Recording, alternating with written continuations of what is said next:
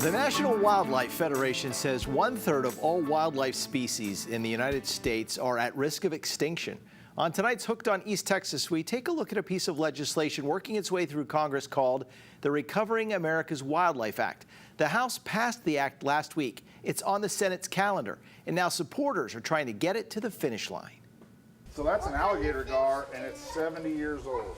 Whoa! Yes, whoa, it's over 200 pounds. You want to see a true native Texan? Check out the alligator gar. Fossils found in Texas date back 215 million years. You can see them any day at the Texas Freshwater Fisheries Center in Athens. But a changing climate, habitat loss, invasive species, disease, and severe weather could mean that one day we wouldn't see alligator gar and thousands of other species in the wild. So what's being done? Last week, the House of Representatives passed H.R. 2773, the Recovering America's Wildlife Act, or RAWA. H.R. 2773 is the most significant bipartisan investment in wildlife conservation in a generation.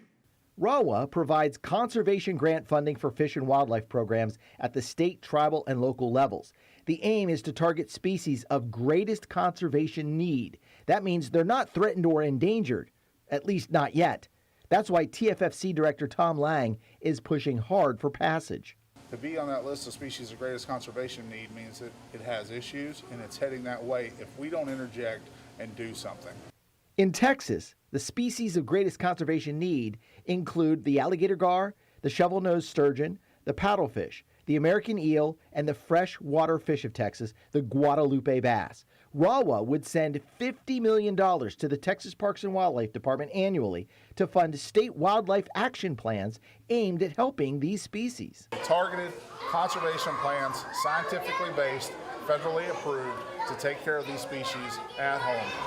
But like any piece of legislation, RAWA has hurdles to clear before becoming law.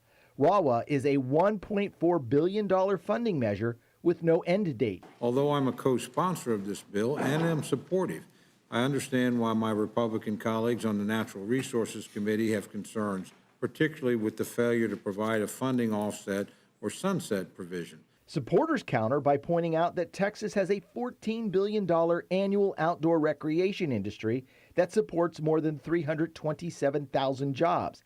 Lake Fork fishing guide Jackie Wiggins sees the benefits firsthand. You know, a lot of my customers don't just come here to fish with me and then go home. They come here and fish with me one day and they fish on them by themselves 5 days.